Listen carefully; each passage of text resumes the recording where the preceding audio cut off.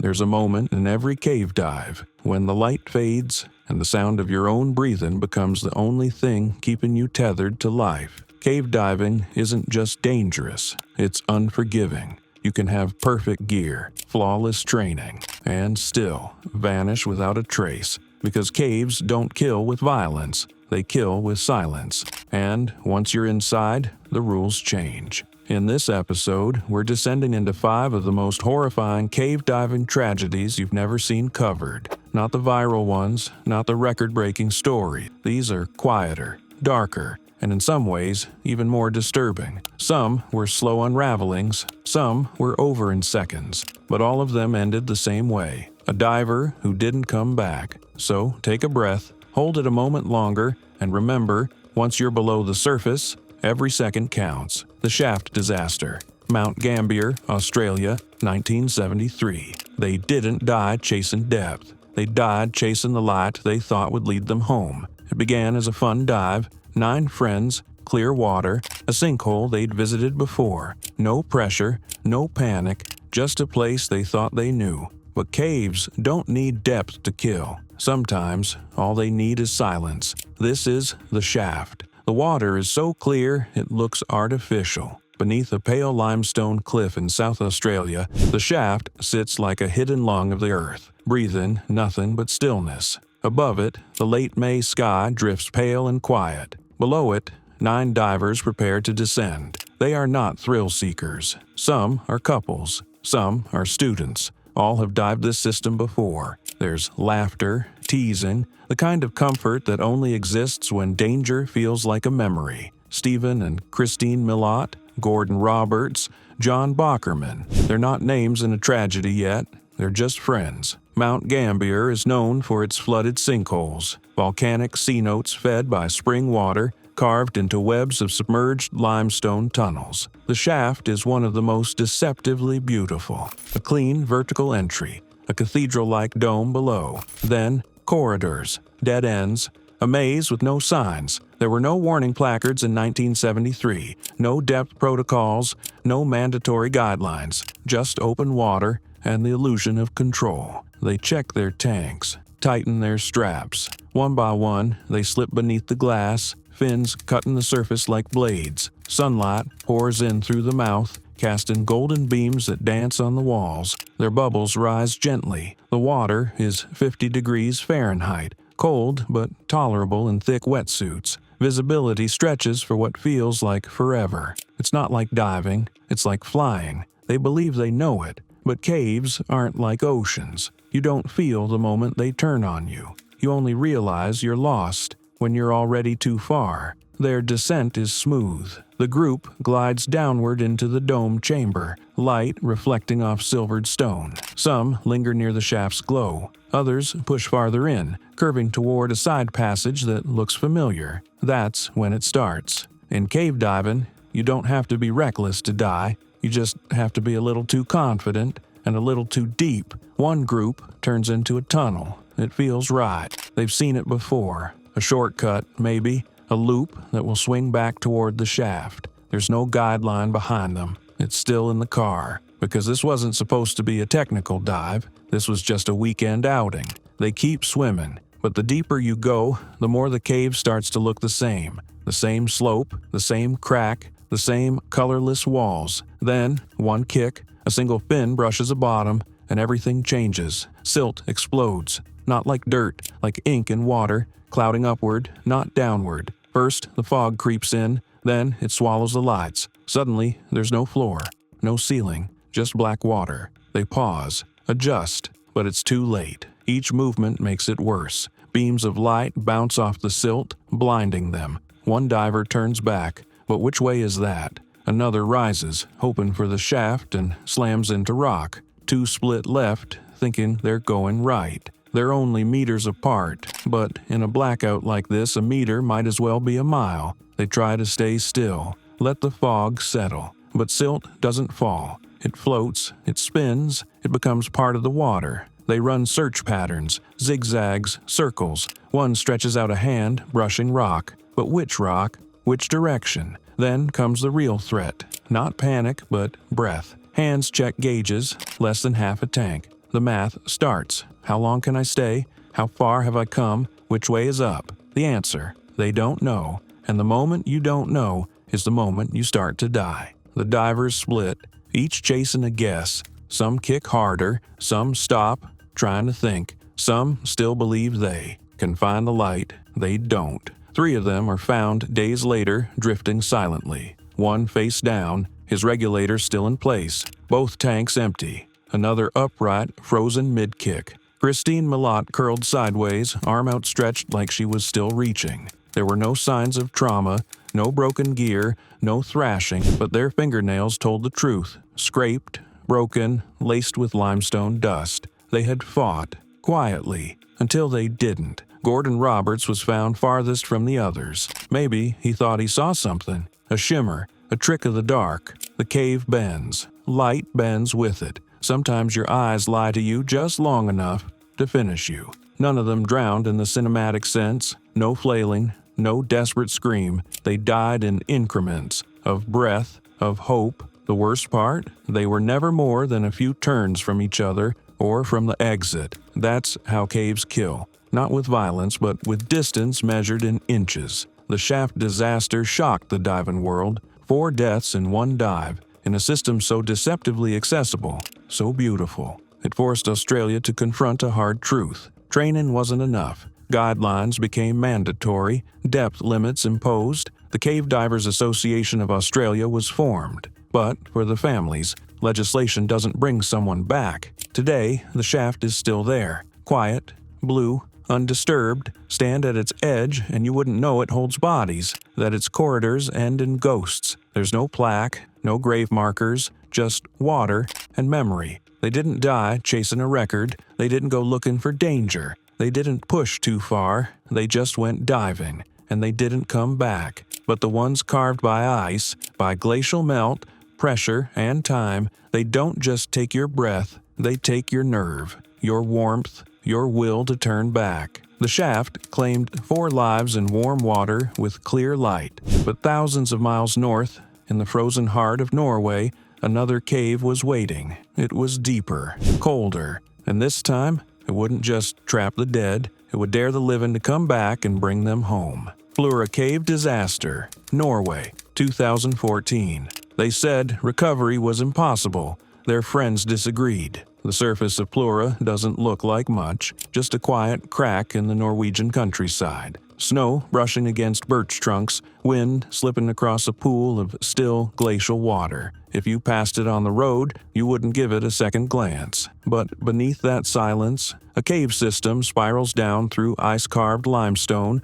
narrow as shoulders, deeper than most would dare. A place where light does not exist, where time moves with the current, where even rescue is measured in days, not minutes. In February 2014, 5 elite Finnish divers arrived, trained, cold water certified, technical to the decimal. This wasn't adventure, it was method. Among them, Jari Huotarinen and Patrick Grönqvist. They prepared like professionals, rebreathers calibrated, thermal suits sealed, every breath mix calculated to survive over 100 meters of crushing depth. And, for a while, everything held. The descent into Plura is hypnotic, the visibility unreal. The water, melted from glacier runoffs, shines clear as glass. The tunnels stretch like submerged hallways, veins of stone lined with centuries of smooth mineral. For the first 80 meters, it feels like flying through a frozen cathedral. But at 130 meters, something changed.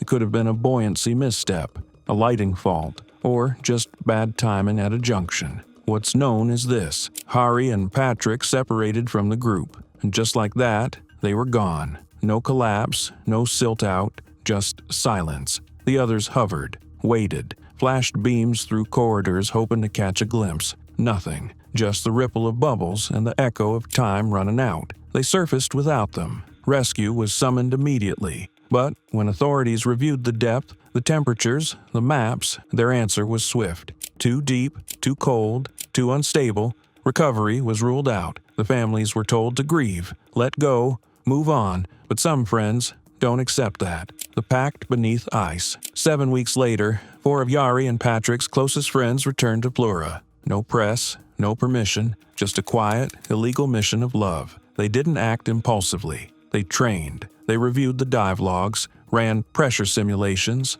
rehearsed every step. This wasn't thrill-seeking. It was grief, engineered. And then they descended, back into the same shaft, past the same turns, into the same corridor that had become a tomb. At 130 meters, they found them. Hari was upright, gear intact, eyes closed behind a fogged mask. Patrick was nearby, curled like he'd fallen asleep. No panic, no struggle, just the eerie calm of cave stillness, frozen time. The team worked in silence, securing the bodies like comrades, not corpses. They tied them into body bags, clipped into the lines, and began the ascent. They didn't falter. They didn't look back. They brought them home.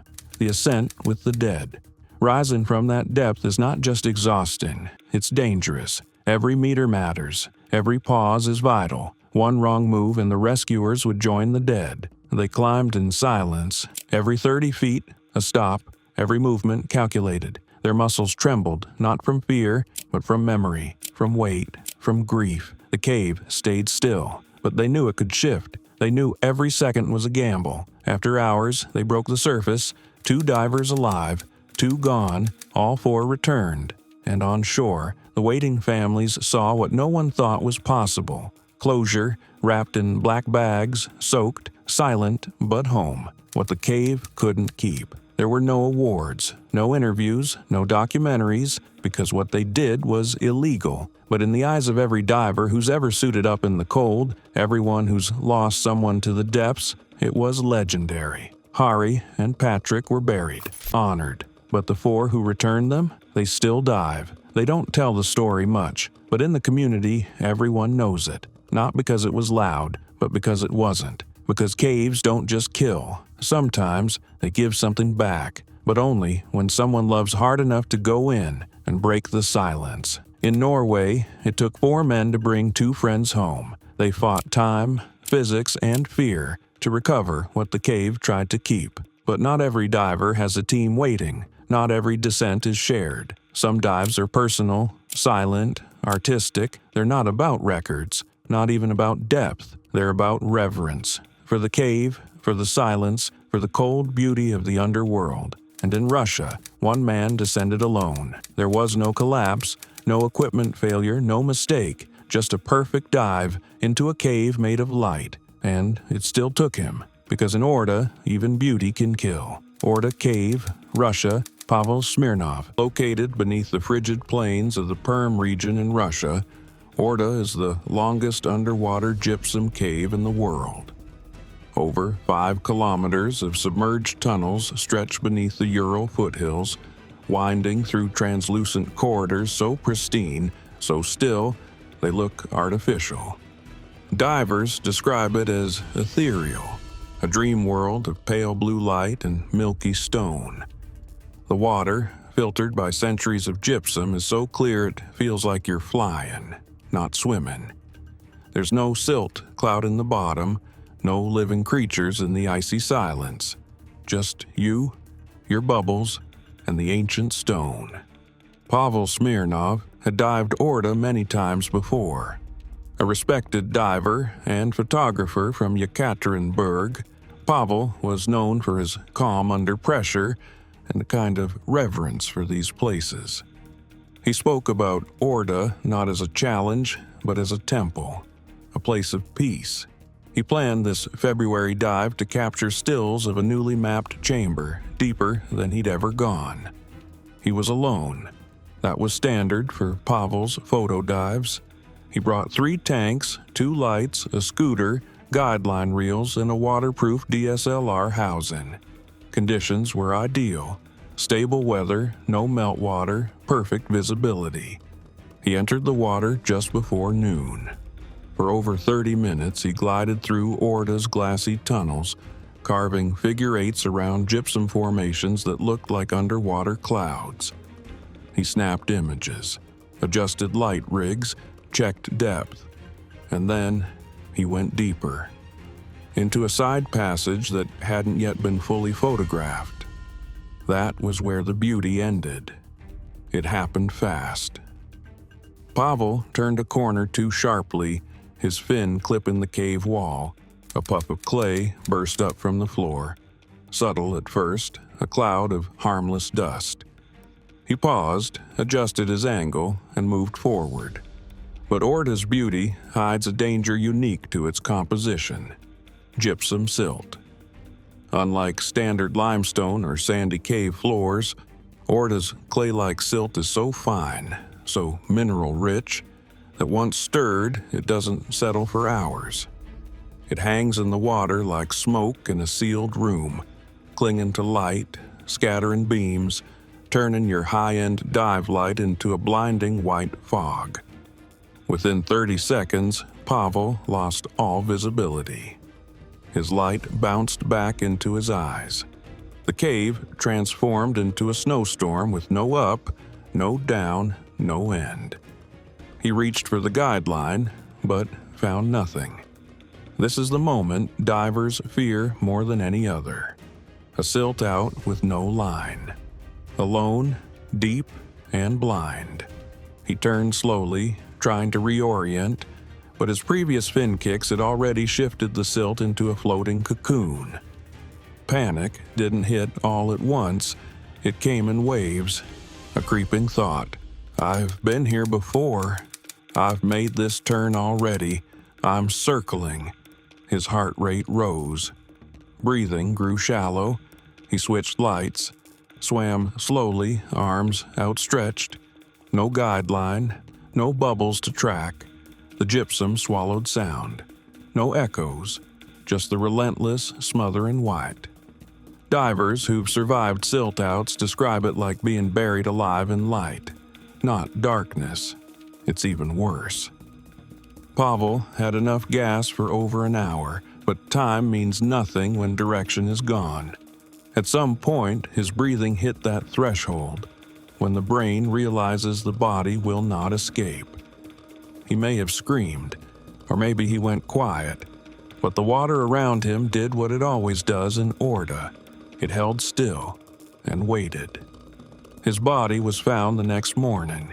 It hadn't drifted far, just floated gently into a side alcove, as if the cave itself had guided him there. His arms were slightly extended, his mask still in place.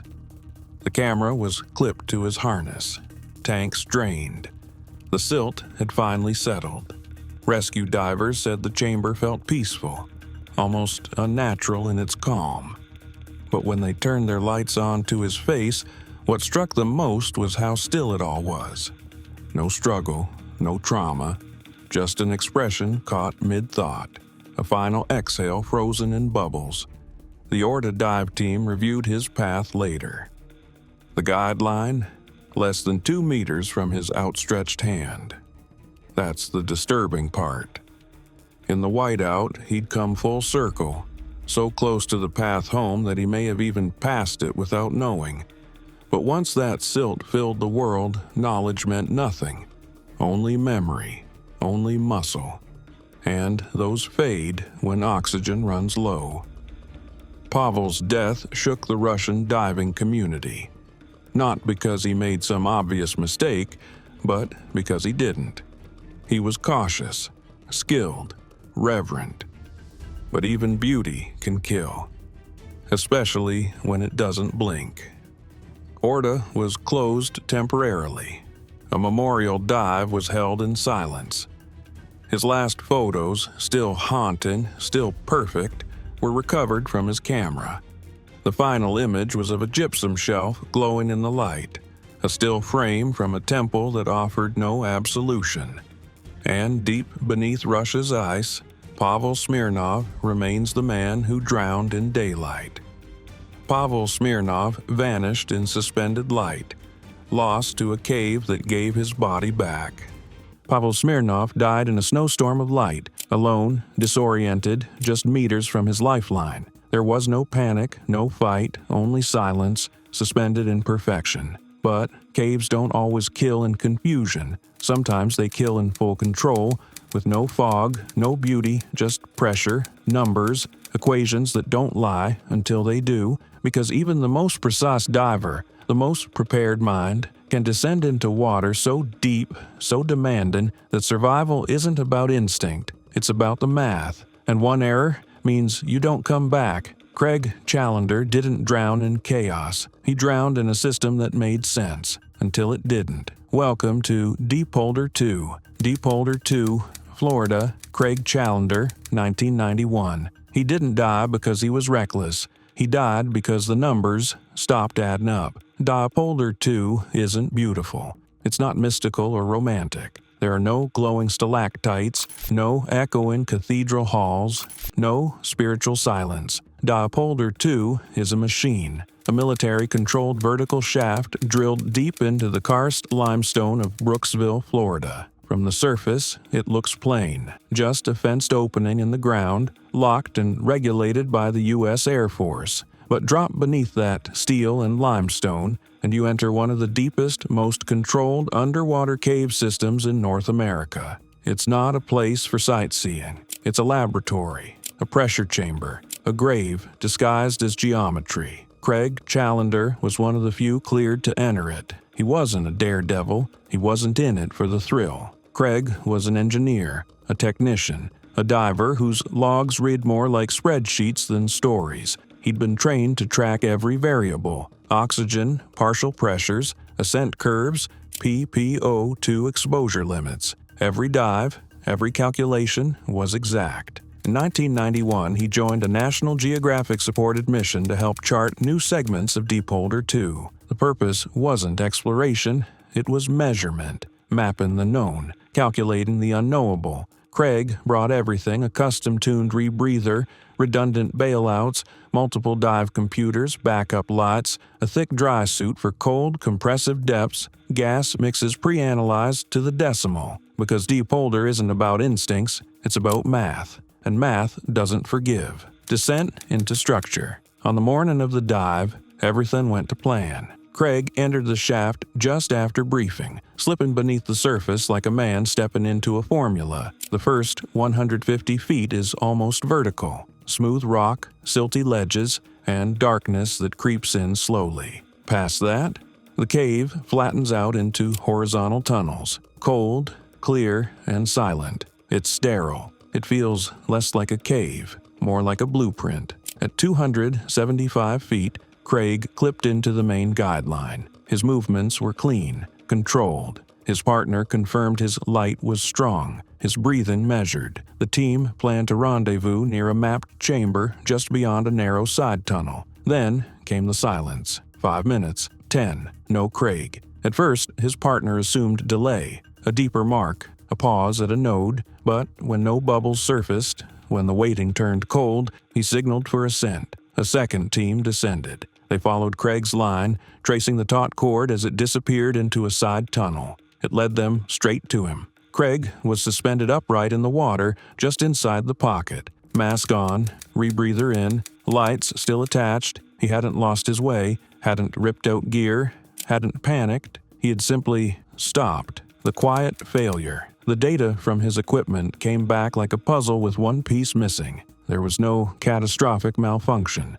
no explosive decompression, no torn valve or burst line. But his rebreather logs showed something else: an oxygen spike, a subtle one, likely triggered by a delayed setpoint transition or a sensor error. A few minutes of too much oxygen at that depth is enough to trigger CNS toxicity, an effect that doesn't warn, doesn't build, just hits. It's like flipping a switch inside your brain. The official theory: Craig suffered a seizure, or he simply blacked out. His body, still in trim, still facing forward, drifted to stillness mid-breath. No flailing, no desperate escape, just silence. That's the horror of Deepolder.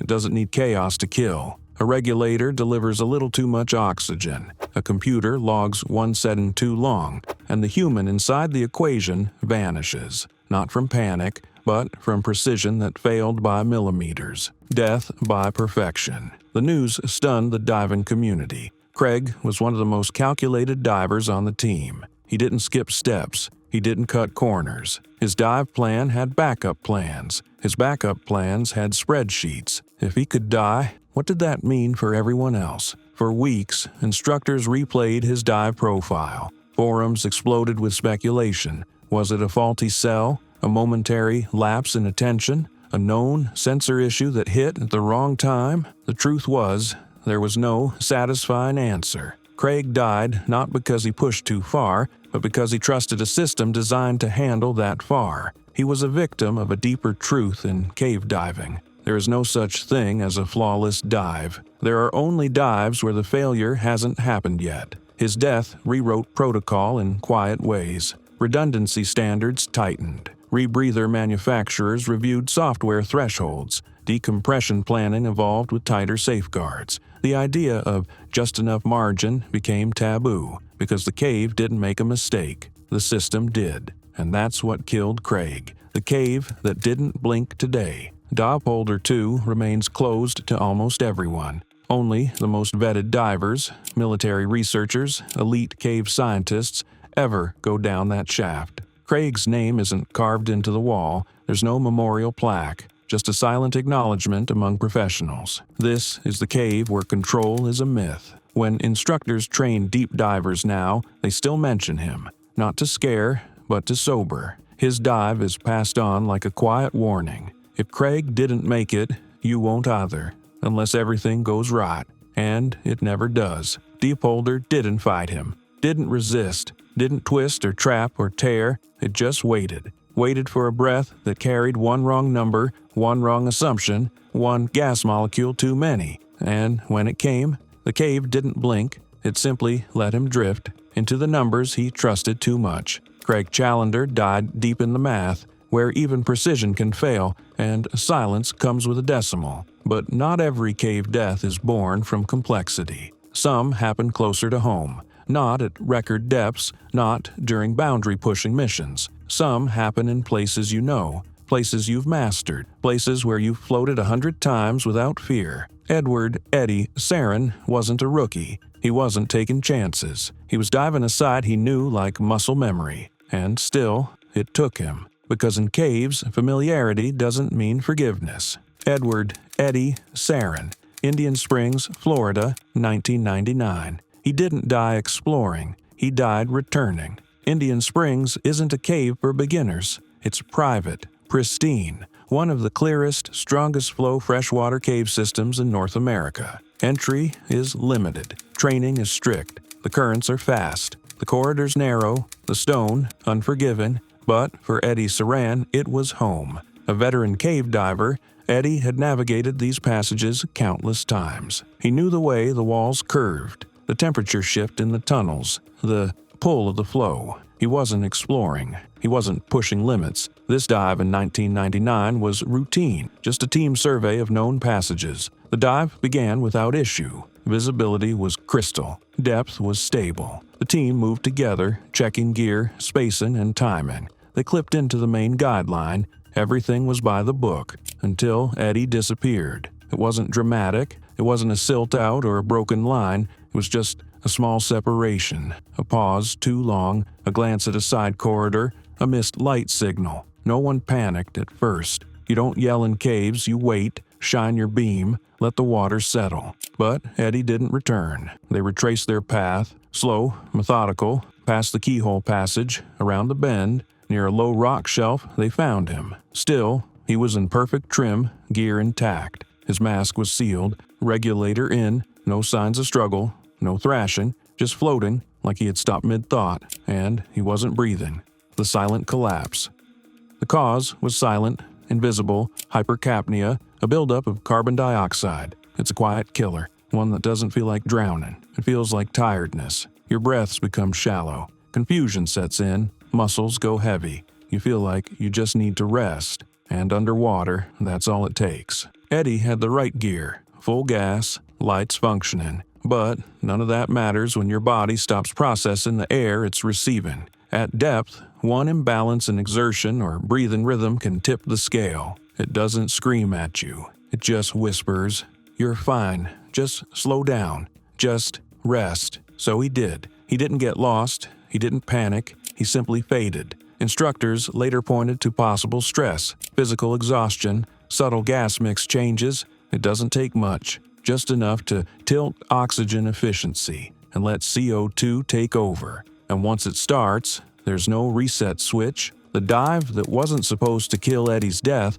wasn't supposed to happen. That's what made it terrifying. There was no recklessness, no gear malfunction, no mistake to point at and say, this is where it went wrong. He was doing everything right, and still, he died. That reality shook the cave diving world, because it meant experience wasn't a shield. Familiarity wasn't protection. The enemy wasn't panic or equipment. It was physiology. Suddenly, hypercapnia wasn't just a footnote in manuals. It became a focal point of training, breathing discipline, physical fitness, gas scrubber management. Instructors pointed to Eddie, not as a scare tactic, but as a reality check. Because if someone like him could go quiet mid-dive, anyone could. Indian Springs remained open, but the reverence around it deepened. Divers briefed harder, planned longer, moved slower, not out of fear, but out of respect. A cave that doesn't care. Indian Springs is still beautiful, still drawing divers with its surreal clarity, its smooth rock,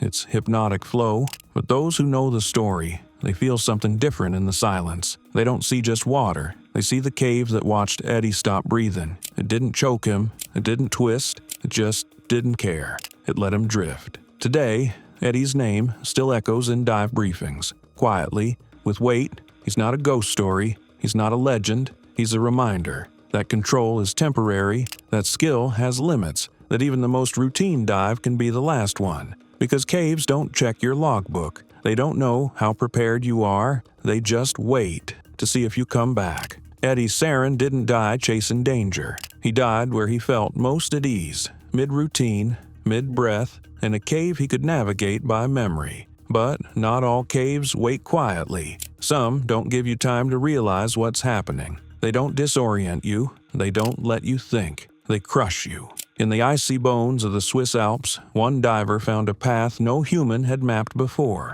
He laid the line, tracked the pressure, marked the rock. Everything was by the book. But caves don't read books, they shift. And this time, the earth itself moved to take him. This is what happens when the ceiling comes down.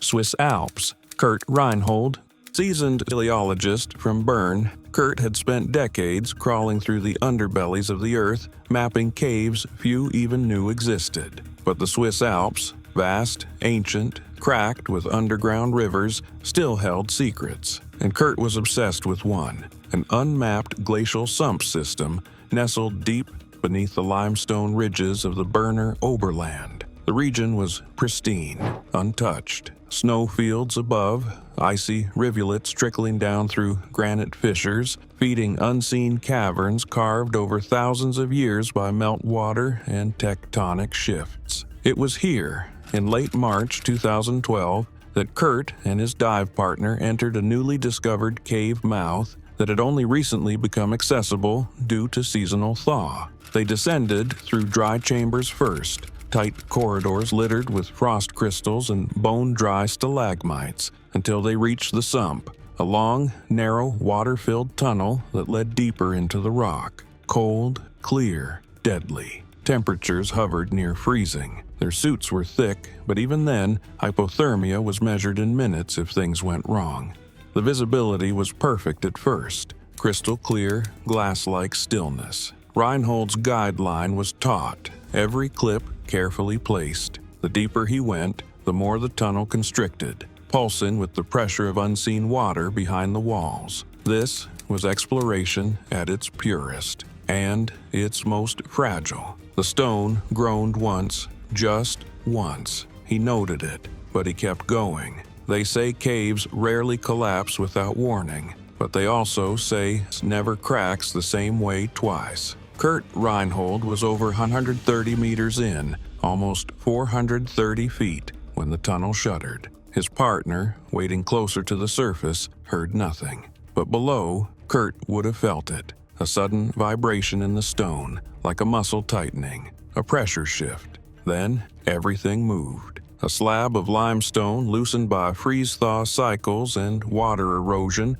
broke free from the sump ceiling. Reinhold had just crossed beneath it. The entire section fell with crushing force, sealing the tunnel behind him. There was no dramatic rumble, no explosion, just a muffled thunk, then silence. Cold, thick silence. He was alive for a moment. The collapse didn't hit him directly, but it severed his exit. The guideline vanished into a wall of debris, water clouded with pulverized stone. The pressure wave from the collapse may have knocked out his primary light. Divers later theorized he reached for his backup, but even with visibility, there was nowhere to go. Imagine being in a tunnel the width of your body. Behind you, rock has replaced water. Ahead of you, the tunnel narrows to nothing. Your breathing gets louder. You try to reverse, but your fins hit rubble. The line is gone. The surface is over 400 feet away, and you are entirely alone. He likely tried to calm himself, slow his heart rate,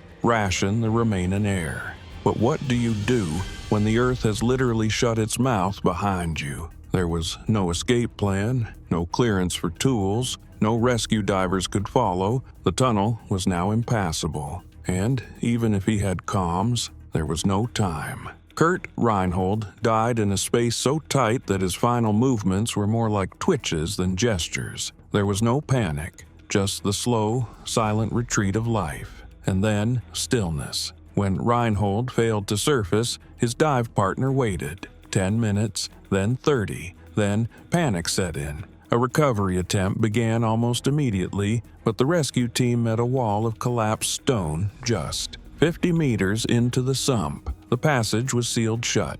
Silt churned in every direction. Water pressure had shifted. The cave no longer existed in the same shape it had hours earlier. They couldn't even reach the point of collapse. Sonar imaging confirmed the blockage. Meters of fallen ceiling, compacted so tightly there was no hope of penetration without massive drilling. But the entrance was too narrow, the site too fragile. Every movement risked further collapse. Kurt Reinhold wasn't lost. He was entombed. And that's what horrified people the most. There was no recovery, no burial. His body remains, to this day, in the cold blackness beneath the Alps, frozen in water, surrounded by stone, as if the mountain had decided to take him back. Friends described Kurt as methodical, humble, quietly brilliant. But what haunted them wasn't just his death, it was its invisibility. No screams, no visible wreckage, just a man who slipped into the earth and never came back. The site was eventually closed, not out of respect, but out of futility. The mountain had moved, the path was gone, and in that silence, deep beneath the weight of snow and stone, Kurt Reinhold remains. Kurt Reinhold vanished beneath stone, instantly by a shift in mountain. Kurt Reinhold vanished beneath a collapse, a single moment, a stone break, a wall of silence between life and air. There was no struggle, no rescue attempt, only stillness sealed by weight. But the next tragedy, it's different. There was no fall, no flood, no sudden failure, just a slow, unbearable truth that a man can be alive, fully conscious, fully aware, and still completely trapped. Not by a cave's depth, but by its design. Not hundreds of feet down, but inches too far. John Edward Jones didn't vanish. He stayed. He waited. He begged. And the earth did nothing. Nutty Putty Cave, where hope ran out, one breath at a time. In Utah, one man would find himself trapped head first, unable to. On the evening of November 24, 2009, 26-year-old John Edward Jones entered Nutty Putty Cave with his brother and a group of friends and relatives. It was the week of Thanksgiving. John was in town to visit family. He had a wife, a toddler, another child on the way. This wasn't some extreme expedition. Nutty Putty was known as a beginner-friendly cave, tight, muddy, and filled with crawl spaces, but mostly horizontal, a rite of passage for locals in Utah County. John had been here before. He knew the passages, the squeeze points. He wasn't reckless. He was a medical student, calm, grounded. The group moved deeper into the cave, squeezing through corridors barely wider than a backpack, ducking beneath ledges, laughing. At one point, John decided to explore a narrow fissure he believed led to the birth canal, a notoriously tight but navigable crawl. He wanted a challenge, something quick before turning back. but he took a wrong turn. Instead of the birth canal, he entered an uncharted vertical tunnel, a chute that angled sharply downward. And as he moved in, the space narrowed further. He tried to wiggle forward. No room. He tried to back out, but the way his body was angled, head first, downward, into a nearly 10-inch wide crevice, made it impossible to push himself out. He was stuck. When he inhaled, his chest would expand, tightening him against the stone. When he exhaled, there was no room to collapse his ribs. Every breath made things worse. Blood began to pool in his head, his arms pinned behind him, his feet useless. Alone in the dark, John called for help. His brother heard him first. What followed was one of the most complex and emotionally devastating cave rescue attempts in American history. It took over 24 hours. More than 100 rescuers were involved. Dozens of them crawled, contorted, and rappelled deep into the mud-choked arteries of Nutty Putty Cave just to reach him. They brought food, oxygen, a comms line. They cracked jokes to keep him calm. For a while it worked, but the physics were against them. John was trapped head first in a vertical shaft at nearly a 70-degree angle. His body weight pressed downward onto his lungs. Blood rushed to his brain. Rescue tools couldn't fit in the tunnel. Every movement risked collapse in the passage even further. They tried everything. First, they looped a rope around his legs to pull him upward, but the cave walls were too tight and the rope slipped. They then drilled anchor points into the rock, rigged a pulley system, and nearly succeeded. He moved a foot, maybe two. Then the anchor snapped from the wall. The jolt slammed John deeper into the rock. From that moment on, things deteriorated fast. John was still conscious. He prayed. He spoke softly to the rescuers, asked about his wife, tried to focus. But as hours passed, the effects of inversion hypoxia set in. His legs were going numb. His breathing became strained. The pool in blood in his brain began to trigger hallucinations. At one point, he whispered, "I'm going to die right here, aren't I?" Rescuers lied gently. "We've got you, John. Just hang on." But behind them, everyone knew the truth. He was slipping. In the final hour, John became unresponsive. He was still alive, but fading. His heart slowed. His skin went cold. Rescuers tried to re-engage the pulley system, but there wasn't time. His breathing grew shallower until it stopped entirely. And just like that, John Edward Jones was gone, upside down, trapped alone. It took nearly an hour to confirm his death. No one spoke at first. The cave had grown too quiet, like it knew. When they finally began planning for recovery, they realized the horror. His body couldn't be extracted. The tunnel was too narrow, the angles too extreme, the rock too fragile. To remove him would risk more lives. The decision was made. Seal the tunnel. Nutty Putty Cave was permanently closed just days later. Concrete was poured into the main entrance. A plaque was placed above the surface honoring John, not just as a victim, but as a father, husband, and brother. What makes his story so disturbing isn't just the death, it's the time, the hours, the slow unraveling of hope, the sheer awareness of it all. John knew he was dying. He fought it with prayer, humor, courage, but the cave never blinked, never moved, never cared. His body remains there to this day, a permanent part of the earth, encased in stone and silence. John Edward Jones died in total darkness, trapped, helpless, and heartbreakingly close to rescue. But not all cave tragedies end in silence. John Edward Jones died with the world, listening, upside down, trapped, talking, praying, his final breaths recorded. His final words echoed back through a rescue team that could see him but couldn't save him. It was a death drawn in hours, a long, slow heartbreak. But at least in that awful tunnel, he wasn't alone. The next story is not about being trapped in rock. It's not about a cave collapsing or a diver vanishing into depth. This one is about two friends, two divers, one decision, and a line that should have saved them, until it became the thing that killed them both. This wasn't about depth, it was about trust. Manatee Springs, Florida, 1979. A shared dive, a failed gear exchange, and a silent struggle, where neither man would surface again. James Toland and Ted Hardy, Manatee Springs, Florida, 1979. They died trying to save each other. Manatee Springs is a postcard. Crystal water, limestone banks, families paddling in the sun. But beneath its surface lies a cave system that doesn't care how peaceful the entry looks. In 1979, James Toland and Ted Hardy, both experienced divers, entered the system for a routine dive. They knew the layout, had the training. This wasn't exploration. It was supposed to be simple. The descent was smooth. Visibility was perfect. They followed the guideline through the main tunnel,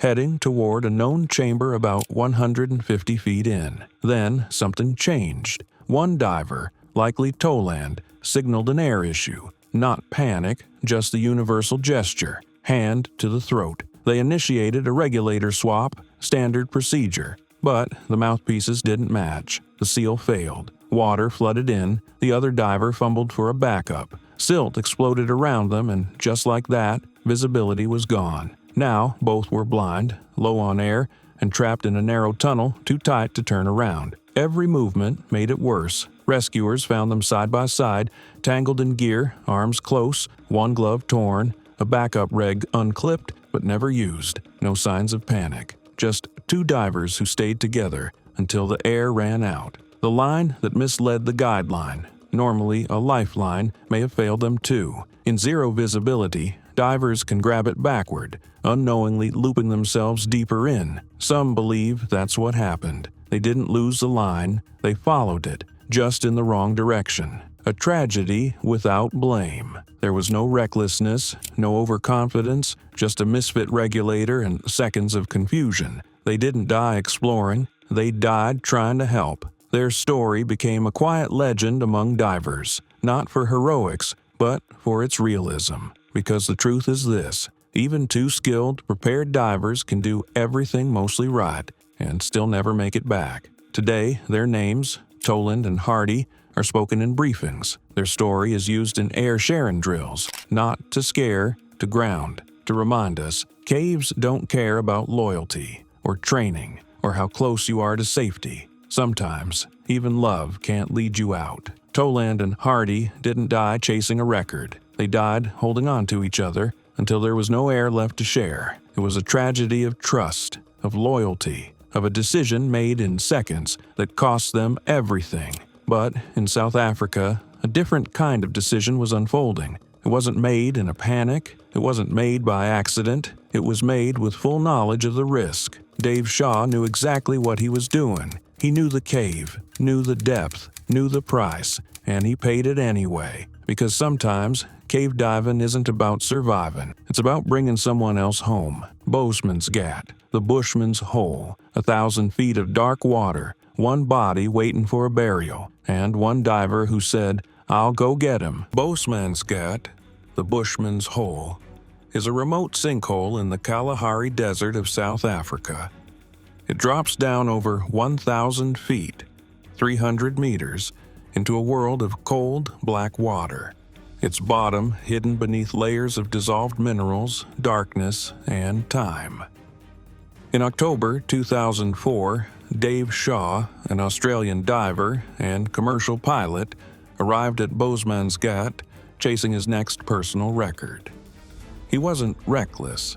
In fact, he was meticulous. An experienced rebreather diver who trained obsessively for deep cave descents.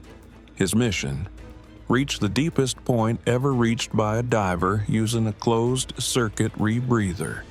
He descended to 270 meters, 886 feet, and made it.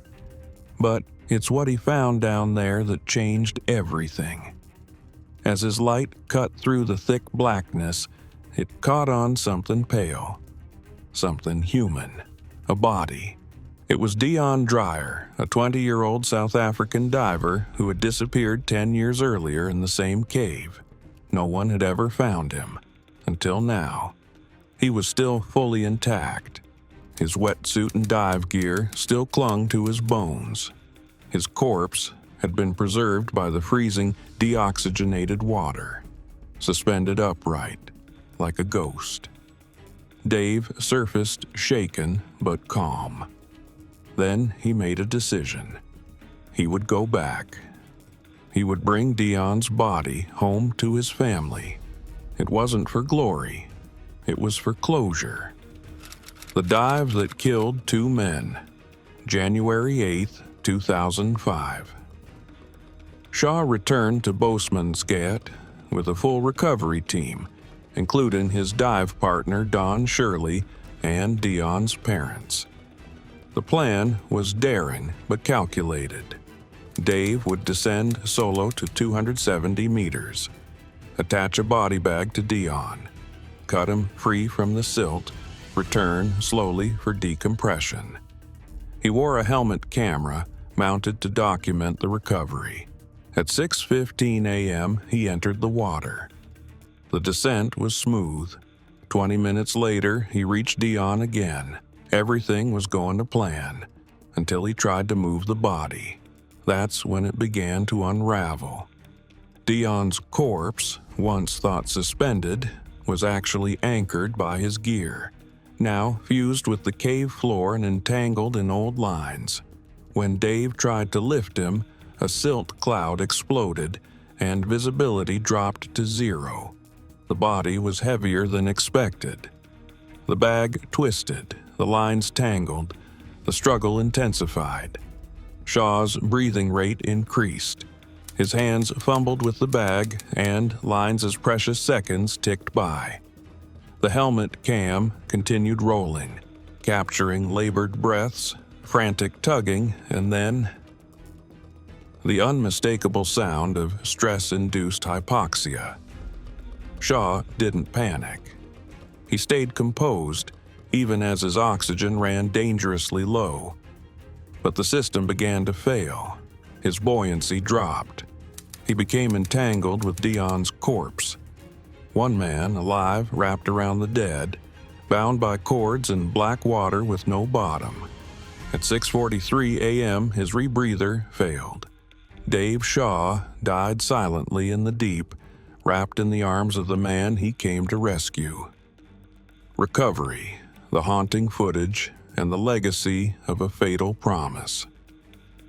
The surface team didn't realize he was gone, not immediately. His support diver, Don Shirley, began descent, but was already fighting his own troubles: narcosis, malfunctioning comms, and limited visibility. He couldn't reach Shaw, and nearly died trying. He resurfaced with permanent damage to his inner ear, deafened, disoriented. Days later, a second dive team recovered both bodies, still entangled. Shaw and Dreyer were found together, wrapped in the same line. The body bag had partially slipped. Dave's arms were locked around Dion, his rebreather still strapped to his back, tanks empty. The camera was still mounted, the footage was retrieved, and it was unwatchable. Those who saw it described the horror not in screams but in the absence of them. Just heavy breathing, slow movements, then slower, then still. A man dying while trying to bring peace to another. Dion's parents, watching from shore that day, got what they came for. They buried their son properly, thanks to the man who had died beside him. Dave Shaw became a hero in the shadows, memorialized not for a successful dive, but for the courage to attempt the impossible. His story is a cautionary legend, one where compassion became the final weight that pulled him down. Sometimes cave divers chase records, sometimes they chase mystery, but Dave Shaw dove for closure, and it cost him everything. Dave Shaw died trying to bring a body back. Dave Shaw died with purpose. He descended into the void knowing the risk, knowing he might not return, but driven by compassion, to find a lost soul, to return a son to his parents. And in the end, he didn't scream, he didn't thrash, he just faded, quietly, entangled in the task he chose, But what happens when no one's watching? When no one's there to tell the story? What happens when the camera keeps rolling? In Egypt's Blue Hole, a diver named Yuri Lipsky made a solo descent. There was no rescue team, no partner, no body to recover but his own. He brought a camera, and what it captured was his final breath, his final panic, his final seconds, recorded in real time. This isn't speculation. It's not theory. This is what it looks like when death is caught on tape. The Blue Hole, the architect, the diver who took the camera down. From above, it's a perfect circle of deep blue, framed by shallow reefs and sun-swept limestone cliffs. But beneath the surface, it drops into a vertical shaft that plunges over 100 meters, a place divers call the Divers' Cemetery. It's earned the name. Over 200 divers are believed to have died there, many chasing a shadowy goal, reaching the Arch, a 26-meter-wide tunnel that connects the Blue Hole to the open sea at around 56 meters depth. That's where most get in trouble. They think they're aiming for 50. They end up at 100. Or more. Yuri Lipsky, a 22-year-old Russian-Israeli diver, arrived in Dahab in April 2000. He was described as bright, curious, with limited deep dive experience. What he did have was a goal: to descend solo into the Blue Hole and film the experience with a helmet-mounted camera. Why he went alone remains debated. But on April 28th, Yuri entered the water. He descended quickly, too quickly, past safe limits, past the edge of control. He never resurfaced. Divers found his body the next day. Still strapped to him was the camera. The video breakdown, hallucinations, panic, and real-time psychological collapse. The video is 8 minutes long. What begins as a steady descent soon becomes a visual descent into death. The footage, later leaked online, has become infamous among divers, instructors, and morbid curiosity seekers. It's disturbing not because it's graphic, but because it's real. Yuri's bubbles rise past the lens. Light fades. The sound becomes louder, labored breathing, shifting fins. Around the 3-minute mark, he reaches 91 meters, almost 300 feet, far deeper than a recreational diver should ever go. He pauses. Something's wrong. Divers who have studied the video believe nitrogen narcosis had already set in. At those depths, it acts like alcohol on the brain, distorting time, reality, and fear. Yuri begins moving erratically. He spins. The camera tilts. He seems confused, almost playful, like he's dancing with the water. Then the breathing gets faster. He drops again, intentionally or not, passing 100 meters. The sand appears below him. The arch isn't visible. He's nowhere near it. Instead, he's approaching the cave floor. He lands, sits upright, fiddles with his gear. This is the most disturbing moment in the video. He removes his regulator. He tries to breathe. Then, panic. He reattaches it, scrambles, flails. The camera captures it all, his erratic movements, his increasing desperation. The breathing turned into gasping. No screams, just the roar of bubbles, then stillness. The video ends in silence.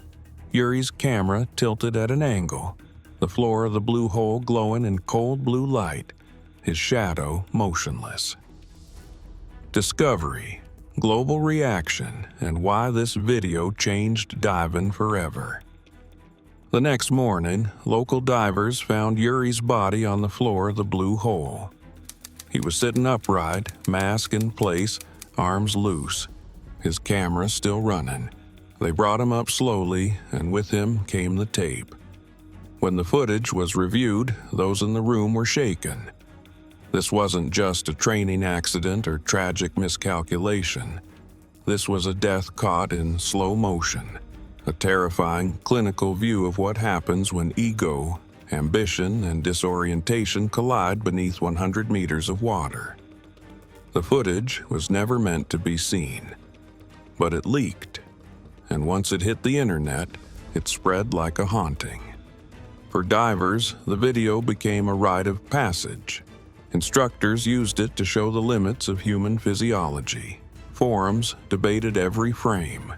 Casual viewers watched with morbid fascination, drawn in by the calm descent and crushed by the sheer helplessness of the ending.